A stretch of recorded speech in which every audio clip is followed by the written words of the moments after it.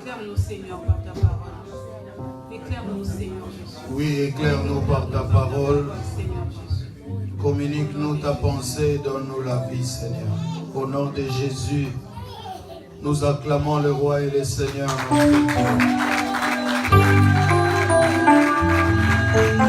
Acclamons-le mieux que ça, bien-aimé.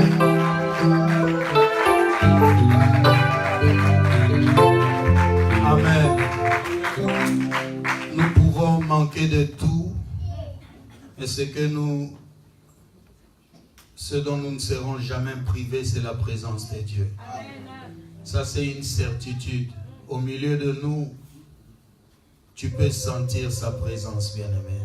C'est pourquoi quand tu arrives, ne sois jamais distrait. Tu as besoin de cette présence pour respirer. Tu as besoin de cette présence pour te sentir plus fort. Tu as besoin de sa présence, bien-aimé, pour que la joie remplisse ton cœur. Bien-aimé, en cette fin d'année, c'est aussi le temps des bilans pour beaucoup de gens. Et le Seigneur m'a fait voir que beaucoup de gens sont fatigués dans leur tête à cause du poids de l'année. Mais il me dit en même temps, pour tous ceux qui vivent, il y a de l'espérance. La fin de l'année, pour nous, c'est le moment de nous remettre en question, certes, mais surtout de bénir le Seigneur. Est-ce que je peux être rassuré que tu comprends en quel temps nous sommes et que de tout ton cœur, tu commences à bénir le Seigneur? Alléluia. Bien-aimé, l'année s'achève, mais Dieu n'a pas encore fini d'agir. J'ai dit l'année s'achève, mais Dieu n'a pas encore fini d'agir. Il y a encore un périmètre que Dieu peut exploiter. Il y a encore des choses que Dieu peut faire. Oh, bien-aimé, je ne te lance pas des slogans. Je te parle de ce que dit l'Esprit de Dieu. Alléluia. Oh, nous sommes à un temps prophétique. Voilà pourquoi nous parlons du prophétique. Nous sommes au temps où il ne faut plus voir avec les yeux, mais il faut commencer à voir avec les yeux de l'Esprit. Nous sommes à un temps où il faut savoir interpréter tout ce que tu vois pour comprendre la pensée de Dieu et agir conséquemment. Bien-aimés, nous sommes dans un temps de confusion. Nous sommes dans un temps où il est écrit, lorsque le Fils de l'homme reviendra, trouvera-t-il la foi? Nous sommes à un temps d'apostasie où les gens abandonneront la foi. Et nous sommes déjà en train de voir que les hommes abandonnent la foi. Mais la parole de Dieu déclare, oh, ceux du peuple qui connaîtront leur Dieu agiront avec fermeté. C'est pourquoi je prophétise que nous sommes au temps de la fermeté. Nous sommes au temps où l'homme te dit, ce n'est plus la voie à suivre. Mais toi, connaissant Dieu, tu dis, je n'abandonnerai pas mon Dieu. Nous sommes à un temps où quand je viens à l'église, mes yeux sont tournés vers Dieu. Et personne ne peut m'enlever de la présence de Dieu. Parce que le diable va infiltrer tous les secteurs de la vie. Il va envoyer des gens, des éléments de découragement. Oh, pour nous sortir de la présence de Dieu. Vous verrez que dans les églises, au-delà des artifices, les gens seront de moins en moins en train de prier. Vous verrez certainement beaucoup de gens. Vous verrez des gens danser, vous verrez des gens festoyer, mais vous verrez très peu de gens qui prient. C'est le temps dans lequel nous sommes.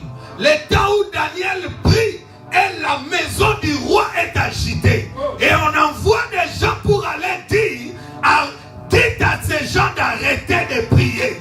Mais lorsqu'ils sont partis, Daniel s'est mis encore à genoux et il a encore prié.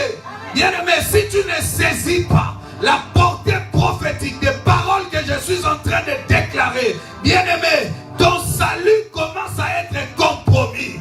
Les saluts, on l'entretient. Les saluts, il faut même les désirer. Si tu ne comprends pas ces choses,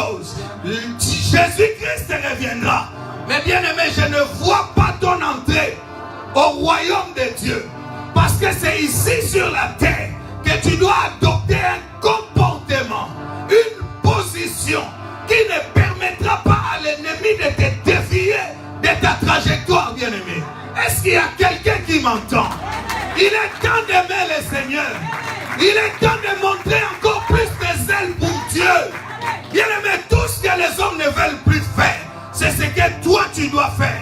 Si tu comprends que tu es appelé à être sauvé. Le salut, bien-aimé dans le Seigneur, Dieu l'offre. Dieu le laisse à la portée de l'homme qui croit. Mais celui qui ne croit plus, celui qui est incrédule, celui qui ne comprend pas les voies de Dieu, n'atteindra pas le but. Je rappelle que le salut est un but.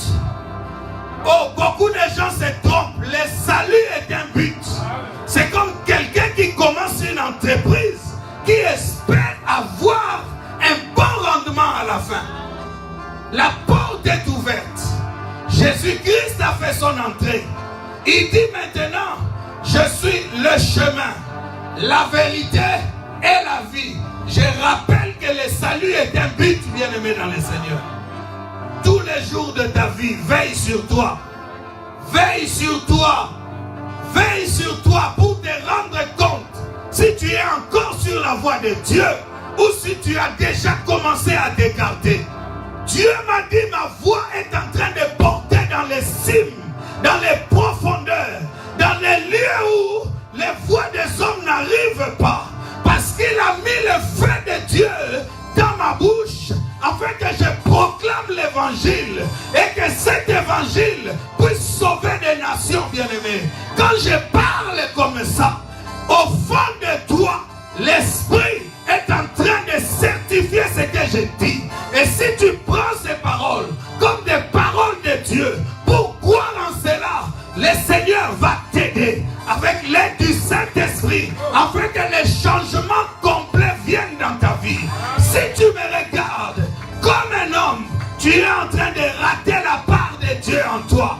Qui suis-je, bien-aimé? Je suis une personne que Dieu tient dans sa main et qu'il envoie, bien-aimé.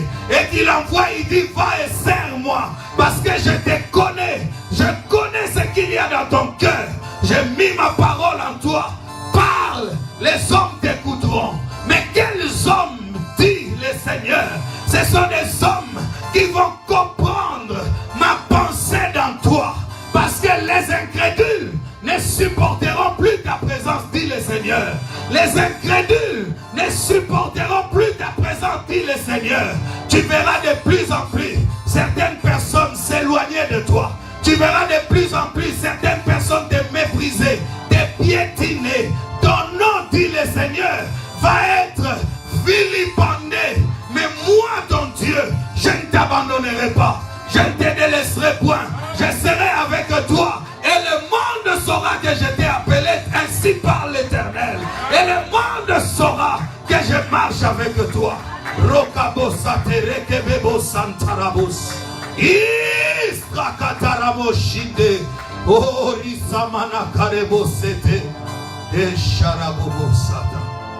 Oh,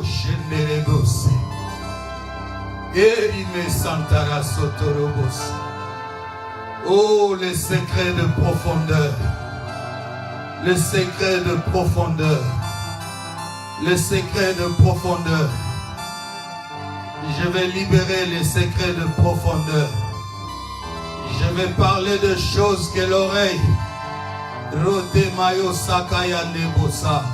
n'a jamais entendu, dit le Seigneur. Oh, Charabose, mon jugement est accompli. Mon jugement est accompli. Mon jugement est accompli. Oh, Charabose, que les méchants soient davantage méchants, mais que mes enfants se sanctifient davantage et se rapprochent de moi. Car je reviens bientôt. Je reviens. Oh, oh, oh, oh. Dans les Écritures, il s'agit de moi. Je reviens, je suis ton Seigneur. Je suis ton Sauveur. Je suis ta force. Je suis ta délivrance. C'est moi, pas un autre. C'est moi, pas un autre. Aime-moi de tout ton cœur. Sers-moi de toute ta force. Je suis avec toi. Je suis avec toi. Oh Sharabo Seke. Rate Bobo Shite Rabo Sate. Erinebo Serikarebo Shite Rebeyaso. Oh Lirama Santa Banase. Et Sherekadeo Santa. Je déclare au nom de Jésus que la présence de Dieu puisse remplir ces lieux. Que tu les sentes, bien-aimés. Je libère le flot de la présence de Dieu.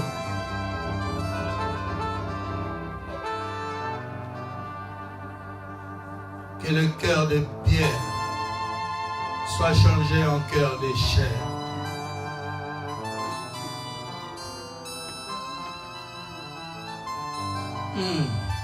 Elohim, reçois l'honneur, reçois la gloire pour la poussée prophétique qui soit bénie. Parle maintenant, Seigneur, communique-nous ta pensée. L'esprit du prophète est soumis au prophète.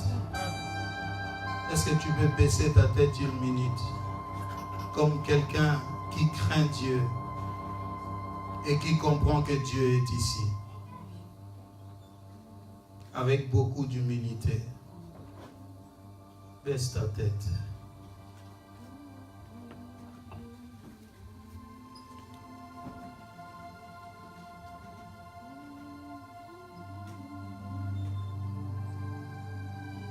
Craignons le Seigneur, bien-aimé. Il n'est pas un homme comme nous. Il est Dieu. Seigneur, nous voici humiliés devant toi. Laisse que l'esprit de crainte de Dieu, de soumission à Dieu et à sa parole, puisse maintenant habiter nos vies, Seigneur. Fais-nous grâce au nom de Jésus-Christ de Nazareth. Change-nous, transforme-nous. Accorde-nous ta faveur. Afin que nous puissions atteindre notre but. Au nom de Jésus-Christ de Nazareth. Merci Seigneur Jésus-Christ. Quelqu'un va s'élever et acclamer le roi de gloire.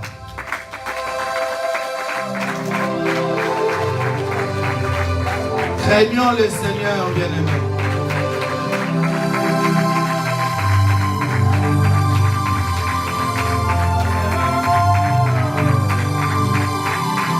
Oh, gloire à Dieu.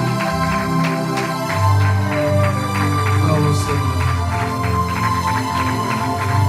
1 Samuel, lecteur de la Bible, 1 Samuel. Aidez-moi à lire parce que mon esprit est envahi par le Saint-Esprit. Oh Seigneur, aide-moi. Aide-moi, Seigneur. Aide-moi à tenir, Éternel. Je vais vous parler de la crainte de Dieu comme une clé prophétique. Je suis un enseignant de la parole de Dieu. La plupart du temps, quand vous viendrez ici, ce sera pour écouter un enseignement, bien-aimé. J'espère pour vous que les enseignements qui sont donnés à l'Église retiennent votre attention et que vous donnez à cela une place importante. Car son enseignement est la voie par excellence pour demeurer dans sa sainte présence. Je disais, l'enseignement de Dieu est la voie par excellence pour demeurer dans la sainte présence de Dieu. Celui qui n'est pas enseigné ne tiendra pas dans la sainte présence de Dieu.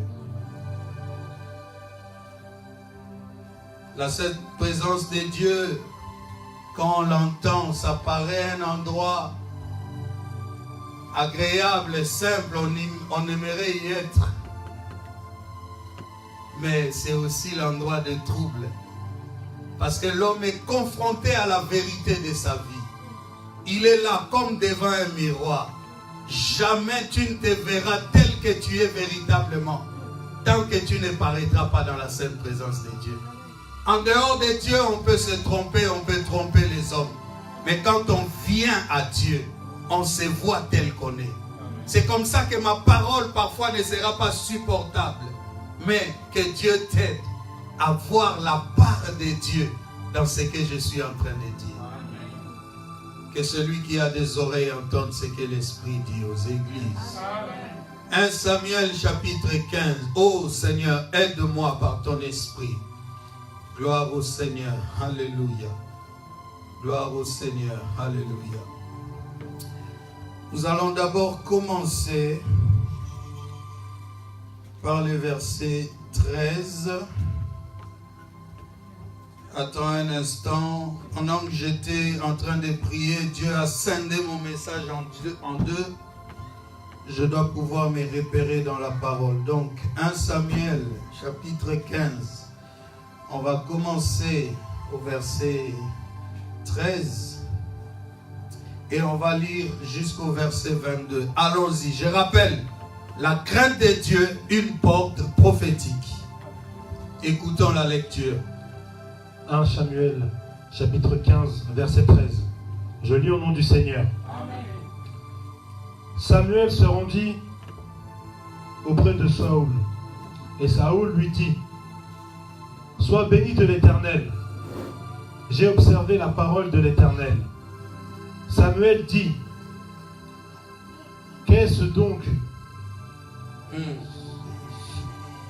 ce bêlement de brebis qui parvient à mes oreilles et ce mugissement de bœuf que j'entends? » Saoul dit, « Ils les ont emmenés de chez les Alamécites, parce que le peuple a épargné les meilleures brebis et les meilleurs bœufs, afin de les sacrifier à l'Éternel, ton Dieu.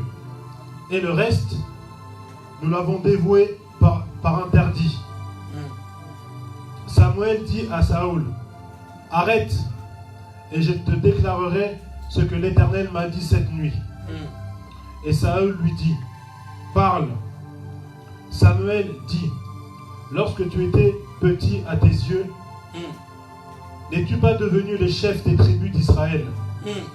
Et l'Éternel ne t'a-t-il pas oint pour que tu sois roi sur Israël? L'Éternel t'avait fait partir en disant, va, et dévoue par interdit ces pécheurs. Les Amalécites, pardon. Yes. Les Amalécites, tu leur feras la guerre jusqu'à ce que tu les aies exterminés. Pourquoi n'as-tu pas écouté la voix de l'Éternel? Pourquoi t'es-tu jeté sur le butin? Et as-tu fait ce qui est mal aux yeux de l'Éternel? Saoul répondit à Samuel, j'ai bien écouté la voix de l'Éternel, et j'ai suivi le chemin par lequel m'envoyait l'Éternel. J'ai amené Agag, roi Amalek, et j'ai dévoué par interdit les Amalécites. Mais le peuple a pris sur le butin des brebis et des bœufs, comme les prémices de ce que devait être dévoué, afin de les sacrifier à l'Éternel, ton Dieu. Abilgag. Amen. Le dernier verset. Samuel dit, l'Éternel trouve-t-il du plaisir dans les holocaustes et les sacrifices, comme dans l'obéissance à la voix de l'Éternel? Voici, l'obéissance vaut mieux que les sacrifices, et l'observation de sa parole vaut mieux que la graisse des béliers. Amen. Amen. On va tous reprendre le verset 22. Nous sommes debout pour lire la parole de Dieu tous ensemble. Tous ceux qui ont leur Bible lisent avec nous ensemble. Allons-y. Samuel dit, plus fort s'il vous plaît, Église. Reprenons s'il vous plaît. Verset 22, nous le citons tous à haute voix. Allons-y. Samuel dit, l'Éternel continue au sacrifice. Comme dans l'obéissance à la voix de fort, bien-aimé. Lis dans ta version. Oh là là.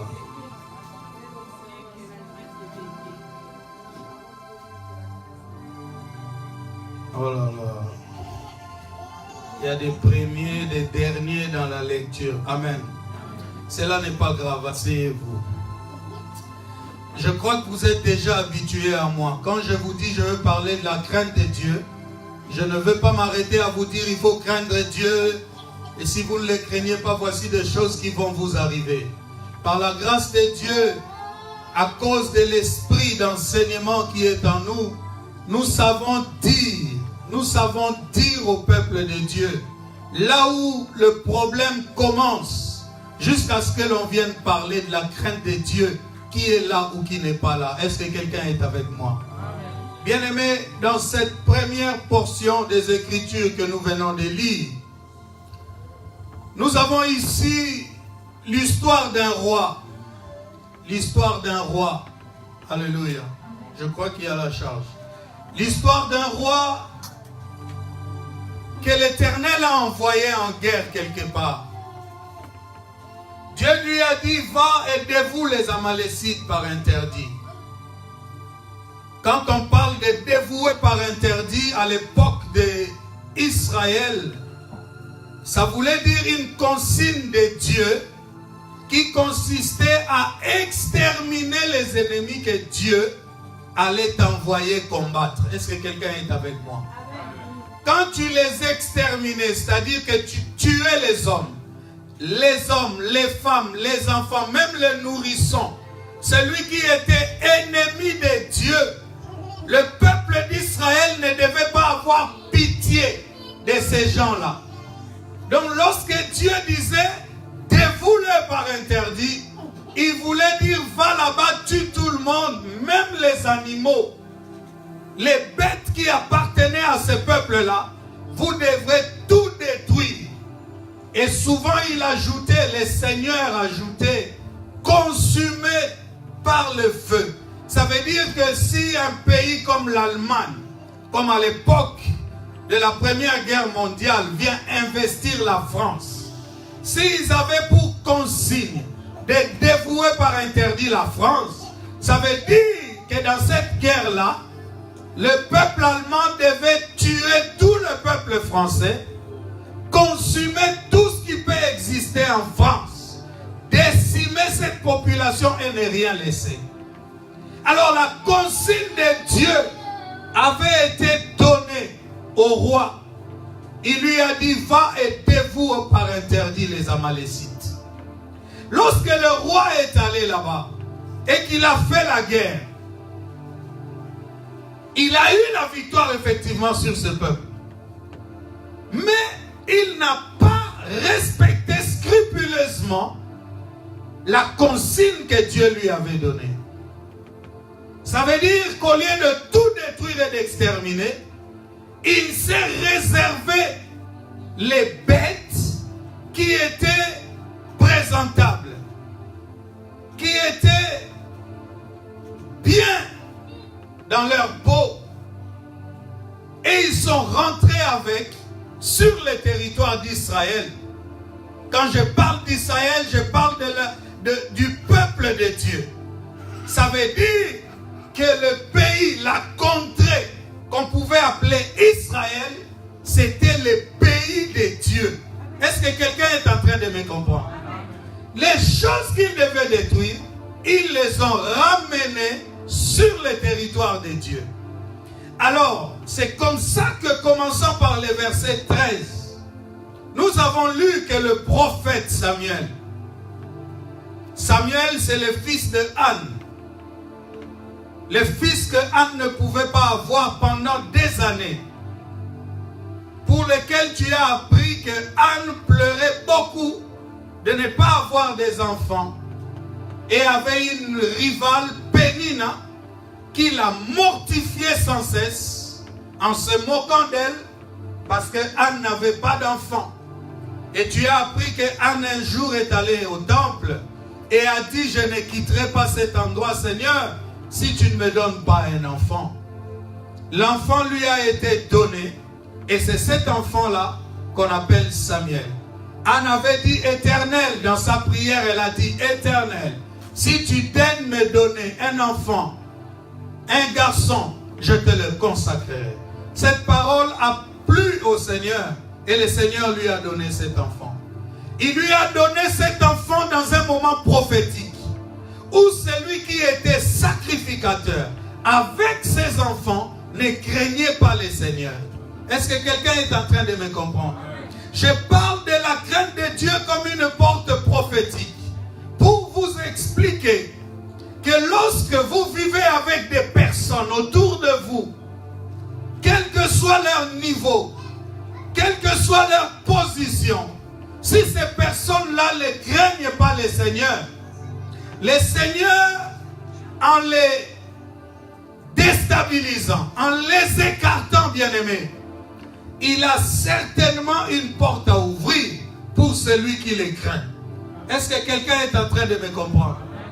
Tant que tu développeras la crainte de Dieu dans ton cœur, bien-aimé, tu seras le chef de tous ceux qui ne craignent pas Dieu. Si nous ne voyons pas une vague d'enfants de Dieu s'élever, même dans la société, bien-aimé, nous devons nous poser la question si la crainte de Dieu est vraiment dans la vie même des enfants de Dieu.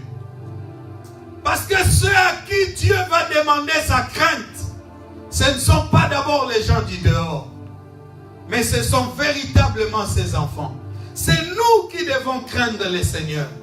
C'est nous qui écoutons sa parole, qui devons suivre scrupuleusement ce que Dieu nous demande de faire.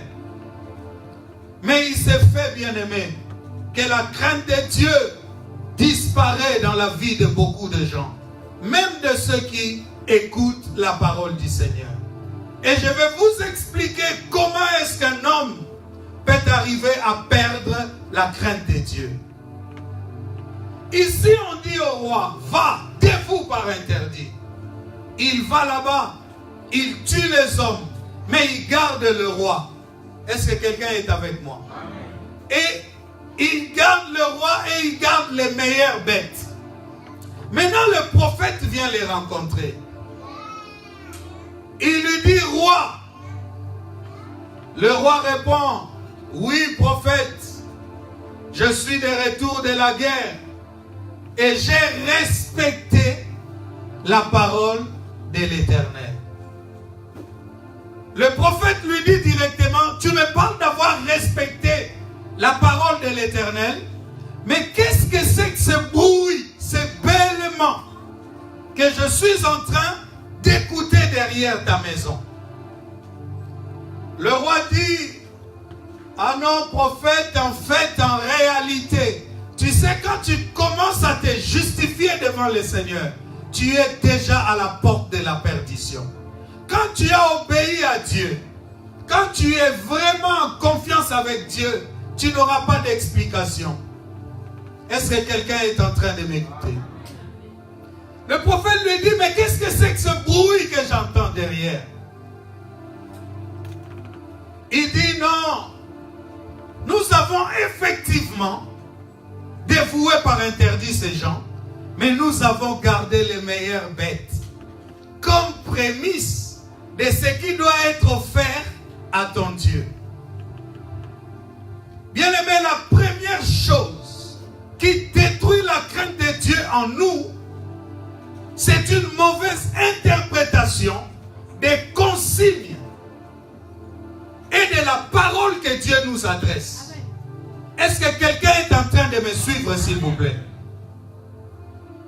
Cet enseignement est capital pour ta vie.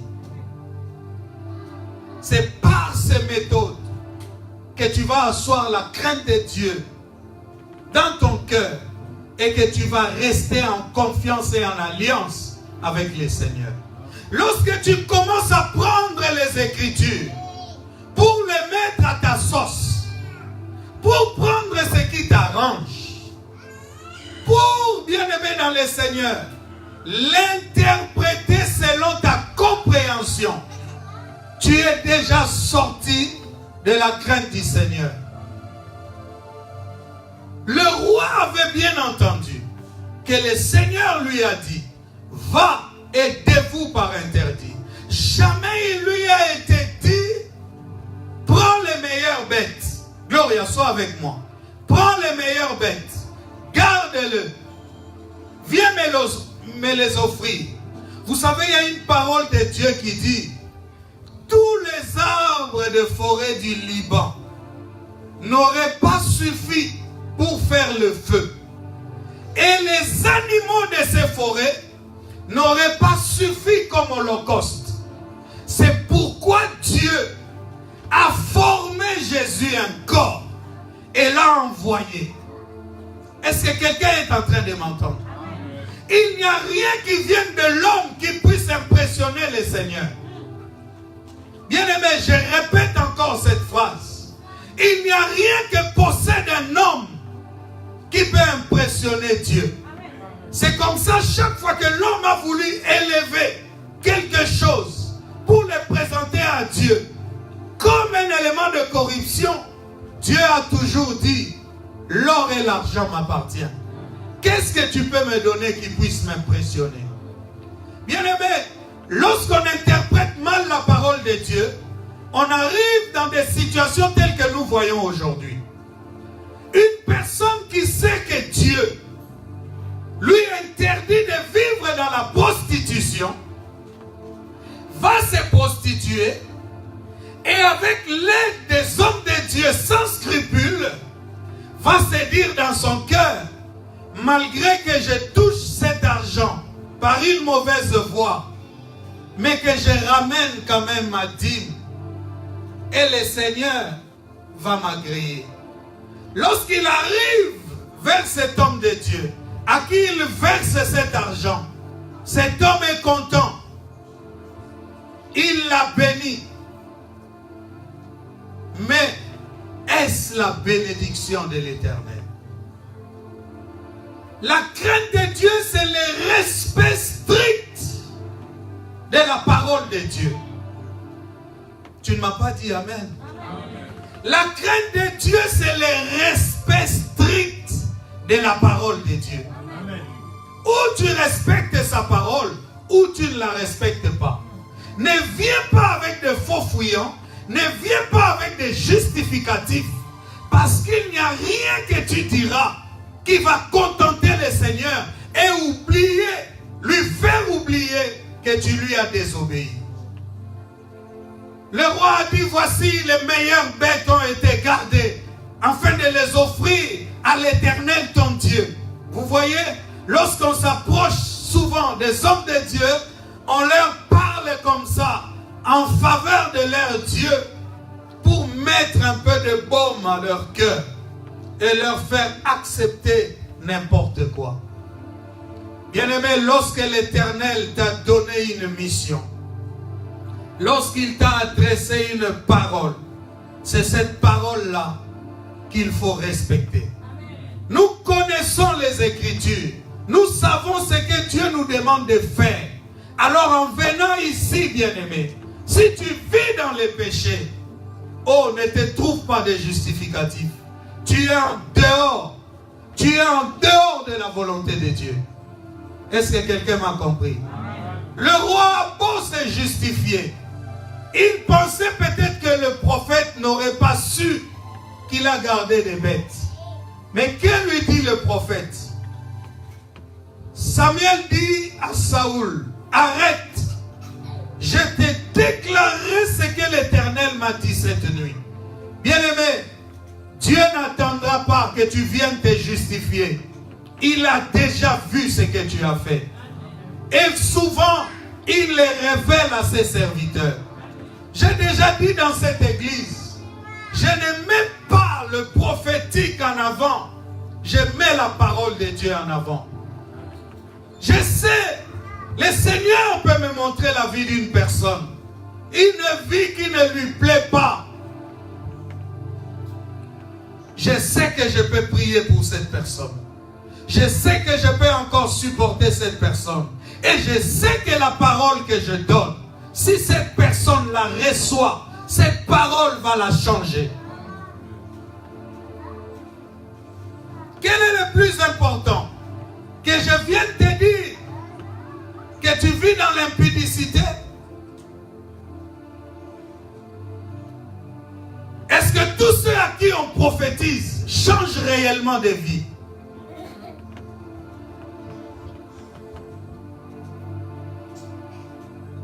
Il ne faut jamais s'approcher de Dieu en te disant que personne ne connaît ce que je fais. Ce qui n'est pas révélé à ton pasteur est connu de Dieu, le Dieu des cieux. Et c'est lui le seul juge, bien-aimé. Tu sais ce que déclare la parole. Tu sais comment tu dois te comporter. Mais tu sais aussi que tu ne respectes pas la parole de Dieu. Et tu ne les crains pas. Parce que, premier élément, tu es en train de tordre les Écritures. Quand tu écoutes, tu les mélanges. Tu les changes à ta sauce. Alléluia. Et cela va te perdre, bien-aimé. La Bible dit, mettez en pratique la parole. Ne vous bornez pas à l'écouter en vous trompant vous-même par de faux raisonnements. Les faux raisonnements, c'est ce qui est en train d'embrigader les hommes aujourd'hui. L'homme sait ce que dit la parole, mais il écoute à gauche, à droite. Les interprétations erronées des gens sans scrupules, qui ne connaissent pas Dieu, qui ne connaissent pas la profondeur de la science de Dieu, mais qui vous racontent des choses. Vous préférez croire à ces choses-là que de croire à la parole de Dieu.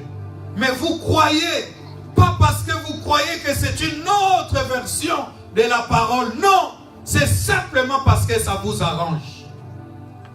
Bien-aimé, le fait de ne pas donner la dîme a arrangé beaucoup de gens qui se cramponnent à ces soi-disant vérités.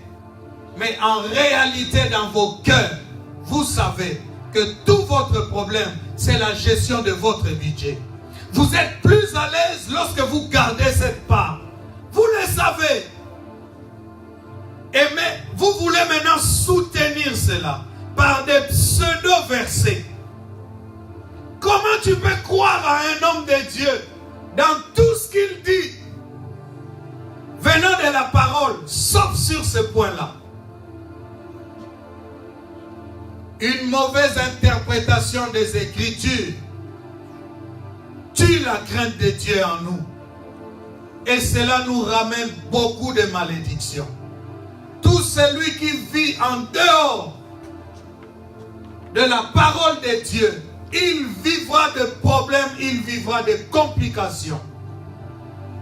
Parce que la parole de Dieu est le seul miroir dans lequel nous devons nous regarder, bien-aimés.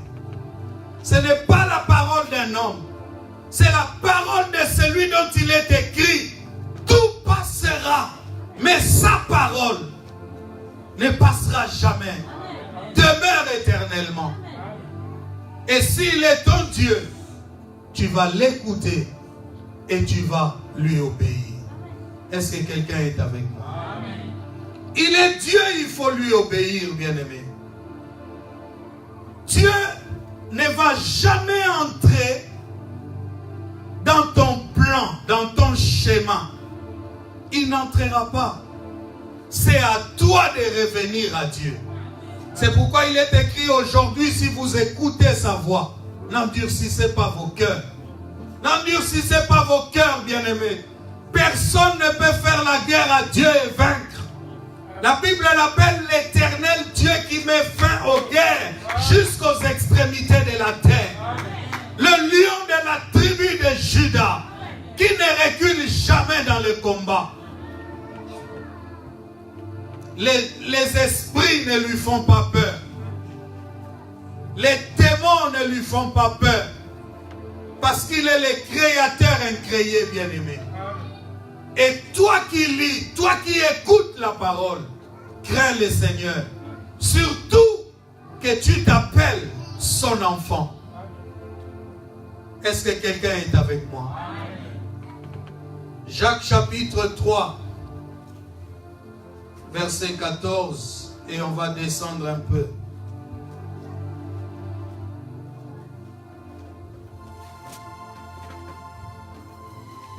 On va lire Jacques et puis on va encore revenir à 1 Samuel.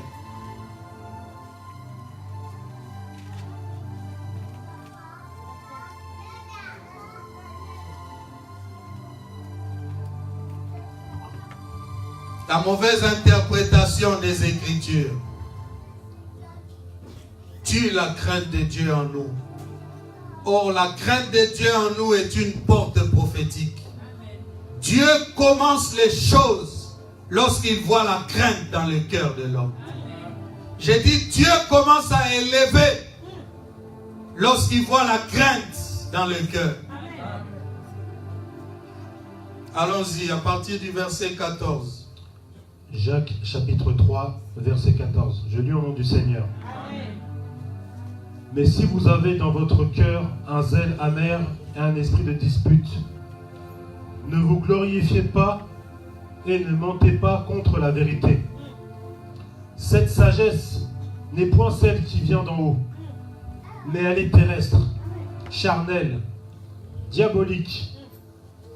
C'est là où il y a un zèle amer et un esprit de dispute. Il y a du désordre et toutes sortes de mauvaises actions. La sagesse d'en haut est premièrement pure, ensuite pacifique, modérée, conciliante, pleine de miséricorde et de bons fruits, exemple de duplicité, d'hypocrisie. Le fruit de la justice est semé dans la paix par ceux qui recherchent la paix. Il y a des gens qui aiment discuter les Écritures, plein de justifications en ce qui concerne Dieu. Mais si vous le faites avec l'Esprit de Dieu, pourquoi vous manquez de paix? Pourquoi êtes-vous troublés? Tous les disputeurs bien-aimés, ce sont toujours des personnes agitées. Est-ce que quelqu'un est avec moi? Ce sont toujours des personnes agitées. Un zèle amer, un esprit de dispute. Ce sont des choses qui témoignent déjà que la crainte de Dieu n'est plus dans les cœurs bien-aimés. La parole est la vérité. Tu sais toi-même, quand tu l'entends, que tu es interpellé. Pourquoi disputes-tu? Pourquoi veux-tu que les choses soient dites selon ta compréhension? La Bible dit dans les derniers jours, les gens ne supporteront plus la saine doctrine, ayant la démangeaison d'écouter des choses qui leur plaisent.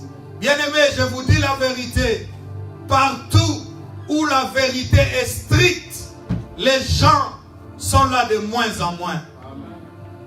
Mais là où c'est des festivités, des réjouissances, les gens sont pleins. Parce que les gens s'y sentent à l'aise.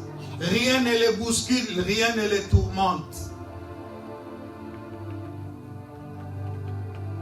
Si vous avez dans votre cœur un zèle amer et un esprit de dispute, ne vous glorifiez pas. Ne mentez pas contre la vérité. Est-ce que quelqu'un m'a entendu? La vérité reste la vérité, bien-aimé. Si quelqu'un a péché, nous avons un avocat auprès du Père. C'est tout ce qui te reste à faire. Toi qui sais que tu n'obéis pas à la parole de Dieu, c'est de te repentir et de changer de direction. Parce qu'on ne peut pas se repentir et rester dans la même dimension. Il y a des gens qui prient, qui disent Seigneur, pardonne-moi. Je sais que je suis tombé. Mais qui sont prêts à tomber encore demain. Ce n'est pas ça la repentance. La repentance suppose avouer ses fautes. Prendre la décision de les délaisser. en prenant une nouvelle direction. Faisons très attention, bien-aimés. Dans les derniers jours, la crainte ne sera plus dans le cœur. Mais vous savez, si Dieu nous préserve du mal, si Dieu nous demande de ne pas pécher, c'est d'abord pour notre plus grand bien, bien-aimés. Dieu est saint. Là où il habite, il n'y a pas de saleté. Il n'y a pas de péché. Le péché est nocif pour l'homme d'abord, lui-même. Parce que celui qui pêche trouble son âme. Bien-aimés, je vous dis la vérité. Les gens peuvent revenir des concerts, des boîtes, de leurs séances d'impudicité et se sentir comme bien dans leur peau. Mais au fond d'eux, ils n'ont pas la paix. Parce que tu peux tromper les hommes, mais tu ne tromperas jamais ta conscience. Mais les regrets ne suffisent pas. La repentance, c'est ce qu'il faut. Je ne respectais pas la parole de Dieu, je m'engage à la respecter. Bien-aimé, Dieu n'est pas un homme pour mentir. Parfois, il te suffit seulement de mettre sa parole à l'épreuve, bien-aimé. Obéis un peu pour voir si Dieu ne changera pas les choses. Amen. Mais nous savons aussi, bien-aimés, nous qui aimons le Seigneur, c'est que même en donnant à Dieu, ce n'est pas toujours pour que nous ayons quelque chose en retour.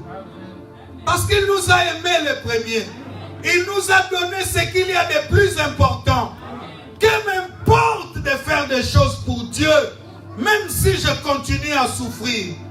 Bien-aimés, la Bible dit il y en a tant qui ont reçu les promesses, mais qui les ont saluées de loin, sans y accéder.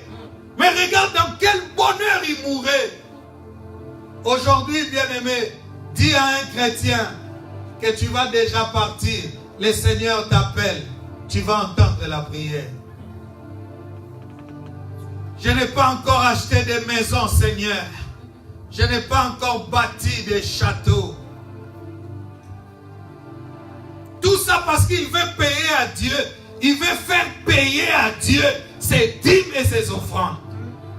Il ne comprend pas que là où il va, avec le Seigneur, il a une plus grande récompense. Que sert-il à un homme de gagner le monde entier s'il perdait son âme? Dit le Seigneur. Mets un peu Dieu à l'épreuve. Toi qui veux voir sa main sur cette terre, mets-le à l'épreuve. Donne-lui jusqu'à ce que tu te dises que Dieu n'a pas fait. Bien-aimé, si tu avais donné au vrai Dieu, il agira. Dieu n'a jamais la dette de personne, bien-aimé. Craignons le Seigneur. Ne mettons pas la parole à notre sauce. Ne mettons pas la parole selon notre entendement. Pour désobéir à Dieu en nous justifiant, bien-aimé. Est-ce que quelqu'un est avec moi? Prends ta Bible et rentre dans 1 Samuel, s'il te plaît.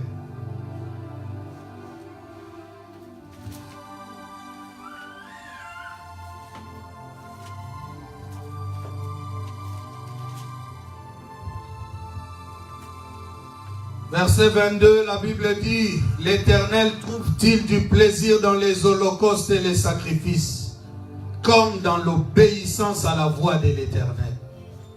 Il y a des gens qui pensent qu'ils peuvent donner des offrandes. Il y a des gens qui pensent qu'ils peuvent montrer les ailes à la modération. Il y a des gens qui pensent et qui pensent, mais qui n'obéissent pas à ce que Dieu leur demande en privé de faire. Est-ce que quelqu'un est avec moi? Ne nous méprenons pas, bien-aimés. La parole de Dieu est la vérité.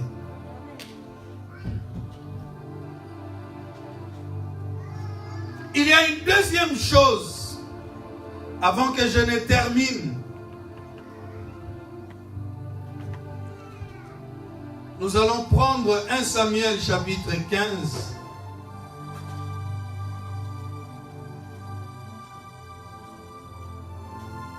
À partir du verset 23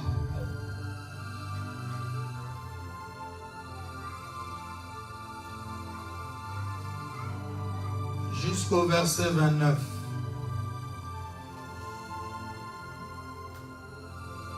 Que celui qui a permis au lecteur de sortir puisse lire lui-même.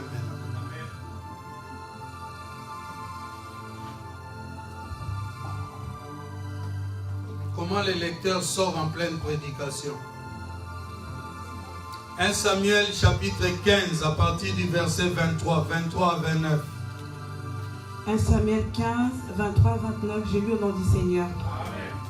Car la rébellion vaut le péché de divination, et la résistance vaut le recours illicite au téraphin.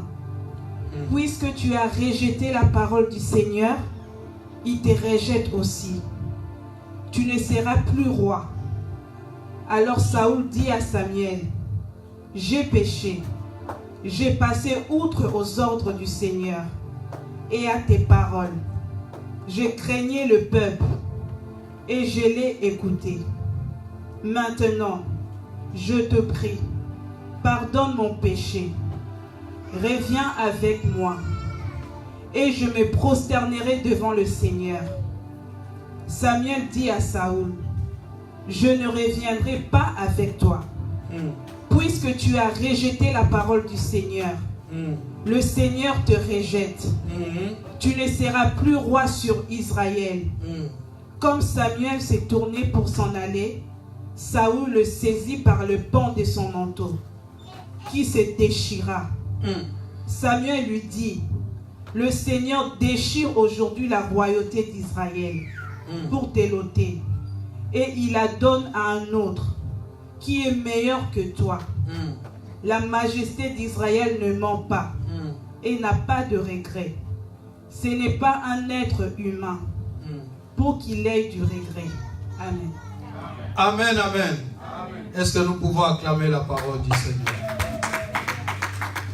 Je suis en train de finir en vous disant, bien-aimés, en dehors d'interpréter les Écritures de manière erronée, en dehors du fait, bien-aimés dans le Seigneur, de cela, il y a le non-respect du sacré qui est en train de s'installer aujourd'hui à l'Église et qui est aussi une preuve qu'il n'y a plus la crainte de Dieu dans nos cœurs. Bien-aimés, regardez comment nous entrons dans des lieux comme des lieux de culte. Regardez comment est-ce que nous nous approchons de celui que nous appelons Dieu. Regardez quelle qualité de culte nous faisons à Dieu et nous pouvons comprendre s'il y a la crainte de Dieu dans nos cœurs. Bien-aimés, je vous dis la vérité, aucun parent dans le temple de Dieu ne laisserait son enfant faire du bruit. Parce que la crainte de Dieu qui était recommandée à Israël atteignait parfois des points où les hommes bien-aimés ne pouvaient même pas lever les visages lorsqu'ils sentaient que la présence de Dieu était descendue. Lorsqu'on sentait le Seigneur, tout le monde s'est prosterné, la face contre terre. Je ne peux pas voir, je ne peux pas le voir. Bien entendu, nous ne sommes plus des religieux. Le Seigneur ne regarde plus l'extérieur, la manière dont nous nous prosternons. Dieu regarde les cœurs. Mais il est écrit, c'est de l'abondance du cœur que la bouche parle. Si la bouche parle, c'est aussi de l'abondance du cœur que les jambes réagissent et que les mains réagissent, bien-aimés. Celui qui craint de Dieu qui craint Dieu, vous le verrez dans son comportement. Dans les respects qu'il va donner au sacré. Vous le verrez lever les mains, s'agenouiller, même se coucher par terre. Lorsqu'il sent que la présence de Dieu est là. Je vous dis toujours, lorsque nous serons des milliers, je connais ceux qui aujourd'hui négligent la présence de Dieu parce qu'ils nous voient très peu nombreux. Ce jour-là, lorsque tu voudras montrer du zèle pour faire croire aux gens que toi, tu sais adorer, moi, ton pasteur, je te rappellerai à l'ordre. Parce que si tu ne crains pas Dieu aujourd'hui, lorsqu'on sera des milliers, tu le feras pour impressionner les gens. Saoul a dit, j'ai craigné le peuple. J'ai suivi ce qu'ils m'ont demandé de faire. Alléluia. Chez vous les Congolais ces derniers temps, quel est le problème? Il a dit, j'ai craigné ma base. J'ai suivi ce que la base m'a demandé de faire. Beaucoup de gens sont déviés de la crainte de Dieu aujourd'hui à cause de la base. Tu écoutes les hommes plus que tu n'écoutes les seigneurs. Le sacré est bafoué, bien-aimé. Tu n'as aucune crainte de Dieu. Et tu viens dans la sainte présence de Dieu. Tu attends de voir la main de Dieu se manifester. Dans ta désobéissance, dans ton manque de crainte de Dieu, dans ta mauvaise interprétation des Écritures, tu attends de voir la gloire de Dieu se manifester. Et quand tu ne la vois pas, tu ne te remets pas en question, tu l'attribues à l'Église. Pire encore, tu l'attribues à l'homme de Dieu. Depuis qu'il prie pour moi, je ne vois rien. Toi, tu peux voir quelque chose. Est-ce que toi, tu peux voir quelque chose? Bien-aimé, Dieu fait beaucoup de choses parmi ses enfants par grâce, à cause de sa miséricorde. Si Dieu devait nous traiter comme avant Jésus-Christ, qui peut tenir devant le Seigneur? C'est sa grâce qui coule en Jésus-Christ. La Bible dit, nous avons un avocat auprès du Père. C'est lui qui intercède pour nous. Quand Dieu te regarde, il voit directement le sang qui a coulé à Golgotha. Mais nous ne serons pas toujours des enfants, bien-aimés. Parce qu'avec le Seigneur, on grandit aussi. Avec le Seigneur, on monte aussi. Et Dieu voudrait que tu puisses grandir dans ces choses, bien-aimés. Tu en es encore au lait jusqu'aujourd'hui. On pince un peu, tu es troublé. Quand est-ce que tu grandiras avec le Seigneur? Tu écoutes trop les hommes plus que Dieu. Et c'est la preuve que tu ne crains pas le Seigneur. Et que des portes de gloire suffisantes ne peuvent pas s'ouvrir dans ta vie. Dieu m'a dit, je vous ai promis la gloire, mais voici la clé. Vous devez me craindre.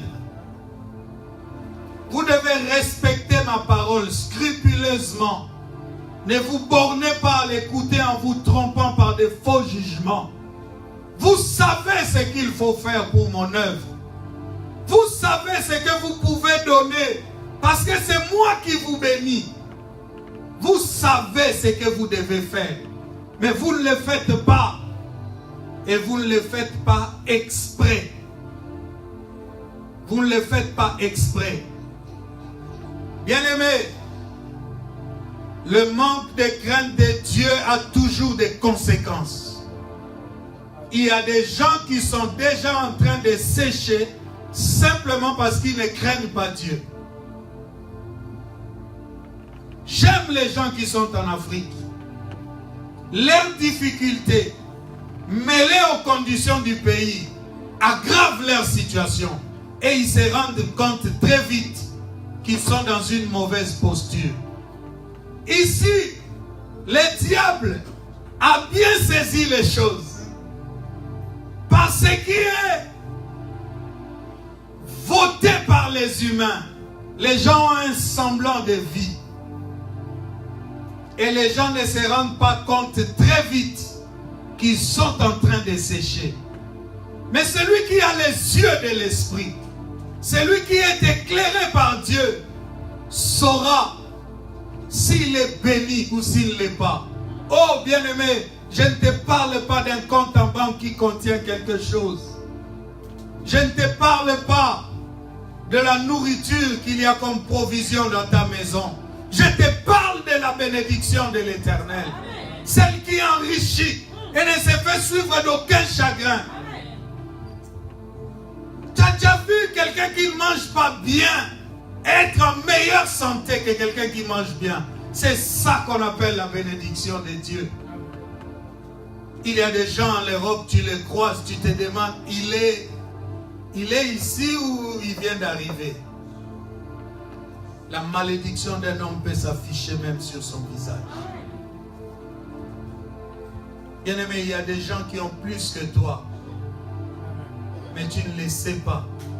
Quand tu les regardes, tu as même pitié d'eux. Parfois, tu leur donnes quelque chose. On vous a déjà parlé des mendiants des Champs-Élysées. Tu lui laisses 2 euros, 1 euro en pièces.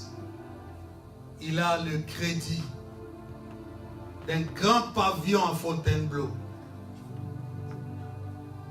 Accroupi devant son assiette. Tu dis cet homme, cette femme est malheureuse. Son mari la récupère en Cayenne à la tombée de la nuit. Qu'est-ce que je te dis? Ce n'est pas l'apparence qui tombe, qui compte. La réalité de la bénédiction de Dieu se manifeste dans la vie de celui qui craint le Seigneur. Ce qui fait pleurer les gens ne fait pas toujours pleurer celui qui craint Dieu. Le sacré est sacré, bien-aimé. La présence de Dieu est sacrée. C'est pourquoi on l'appelle la sainte présence de Dieu. Quand nous nous approchons de lui, voyons comment nous nous approchons de lui. Est-ce que tu sais que Dieu peut t'ouvrir une porte de grâce et de bénédiction selon la qualité du culte que tu fais à Dieu? Tu ne le sais pas. Puisque lorsque tu viens dans la présence de Dieu, tu somnoles, tu regardes à gauche, tu chantes pour Dieu, mais tu veux vérifier si les gens suivent. Non.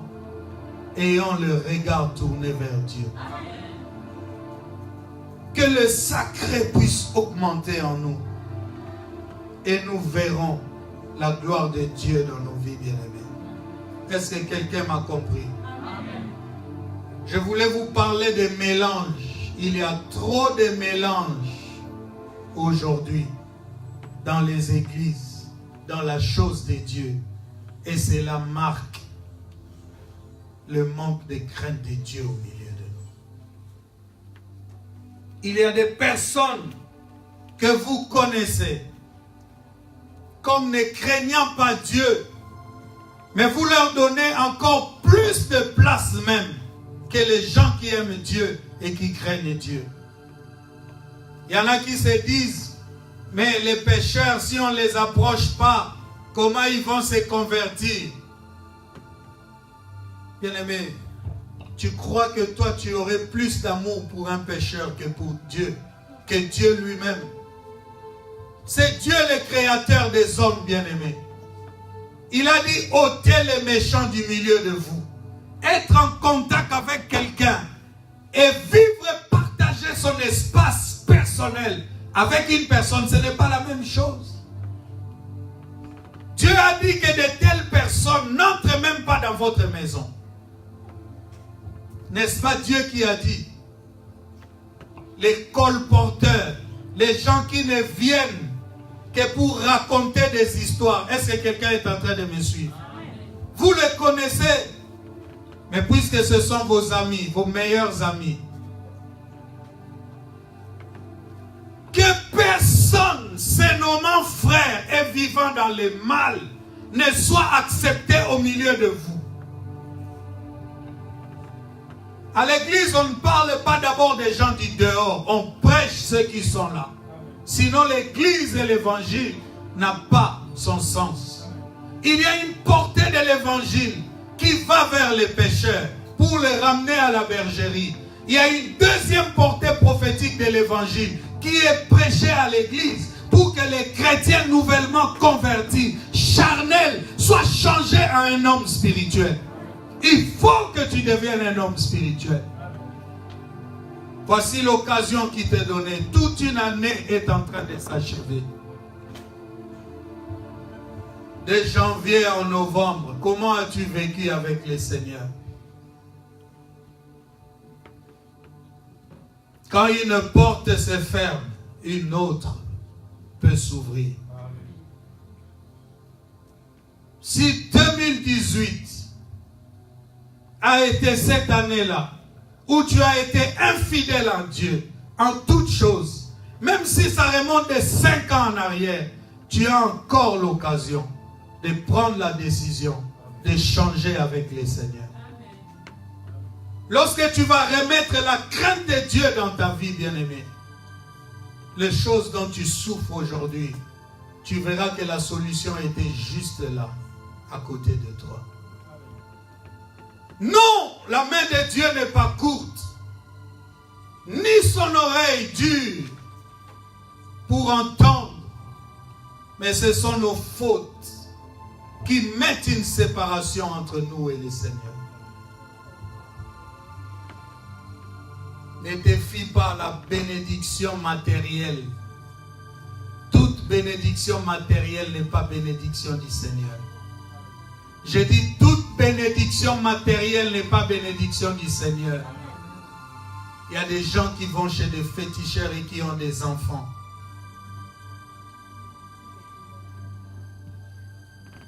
Mais c'est la bénédiction de l'Éternel qui enrichit. La crainte de Dieu est une porte prophétique. Lorsque tu la manifestes, les portes qui se ferment chez les gens peuvent s'ouvrir sur toi. Lorsque tu manifestes la crainte de Dieu, alléluia, là où les gens sont disqualifiés, tu vas être qualifié par la puissance du Dieu que tu crains. Il a dit, j'honorerai celui qui m'honorera. En mettant en pratique la parole, j'honore Dieu. En ne tordant pas les Écritures, j'honore Dieu. En respectant les sacrés, j'honore Dieu. La crainte de Dieu est en moi. Et la Bible dit, c'est le début et le commencement de la sagesse. Veux-tu être sage? Crains le Seigneur. Veux-tu être agréé des cieux? Que tes portes ne se ferment jamais. Que tu ne manques de rien. Oh bien-aimé, je regarde certaines personnes et je vois comment le Seigneur avait déjà commencé à les élever. Lorsque la crainte a été volée, il y a eu un mur. Ils sont restés au bas de l'échelle. Ils ne peuvent plus monter. Ils sont bloqués. Ils sont bloqués. Ils sont bloqués.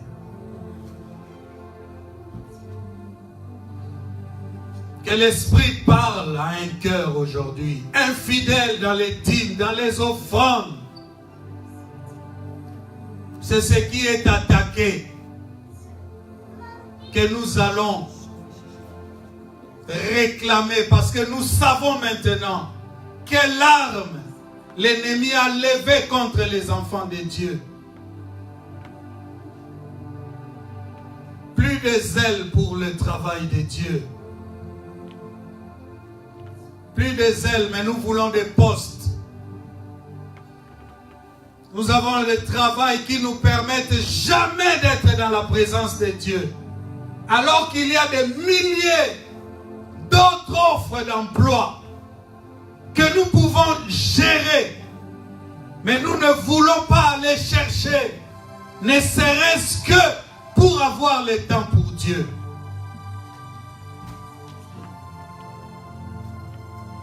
Un jour, je serai peut-être ton conseiller Pôle emploi. Et j'ai vu la panel des possibilités de travailler dans ces pays. J'ai compris que le diable a bloqué la vie des gens. Amen. Aujourd'hui, on parle de télétravail. Tu peux travailler chez toi avec ton ordinateur. Tu gères ton emploi de temps. Et tu viens mercredi prier. Tu ne peux pas abandonner cette voie parce que tu vois combien tu es payé. Moi, j'ai même plus que les autres. Comment je vais laisser pour aller descendre? Bien-aimé, tu pouvais gagner 2100 € et vivre malheureux. Mais quelqu'un qui gagne 1400 € est plus heureux que toi. Lorsque la grâce de Dieu coule dans sa vie. Ne sachant pas que la vie ici peut s'arrêter juste après ces cultes. Tu as encore des projets pour demain, pour décembre et pour janvier. Mais il a certifié dans sa parole, il revient. Vous ne connaissez ni l'heure, ni le jour. Mais regarde-nous dans nos projets. Regarde-nous dans notre zèle pour les choses de la terre. Si nous, ces enfants, nous sommes dans cet état, qu'en est-il du pécheur et de celui qui ne le connaît pas? Les bouches de l'enfer se réjouissent. Elles sont grandement ouvertes. Elles attendent les âmes mal affermies pour les engloutir éternellement dans un feu qui ne s'éteindra pas. La Bible dit qu'il y aura des pleurs et des grincements de dents.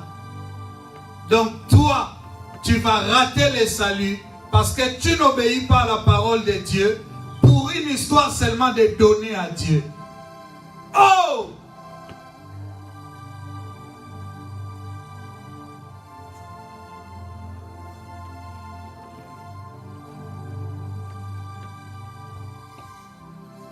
Pour une histoire de sexe que tu ne veux pas abandonner, tu vas rater le salut. Regarde ce qu'il nous promet. Il dit dans ce royaume-là, point besoin de soleil ni de lune. Je serai moi-même le soleil qui va vous éclairer. La nuit, je serai la lune pour vous. Et vous vivrez dans une cité pavée d'or. Quand tu arrives à Paris, de l'avion, tu regardes par l'hublot. Alléluia. Tu vois Paris, tu es impressionné. Bien-aimé, un soir, j'atterrissais à Dallas. Quelle beauté de la ville. J'étais impressionné. L'Esprit m'a dit, ma cité est plus glorieuse que ce que tu vois. Que l'Esprit te parle dans des moments où ton cœur peut être emporté à s'attacher à la chair, bien-aimé. Mais tu vivras ces choses quand le Seigneur saura que tu les crains. Parce que Dieu ne dit pas n'importe quel secret à n'importe qui. L'année prochaine, c'est l'année des secrets de profondeur. Il ne dira pas ces choses à n'importe qui. Il le dira à celui à qui il aura vu la crainte dans son cœur. Que Dieu vous bénisse.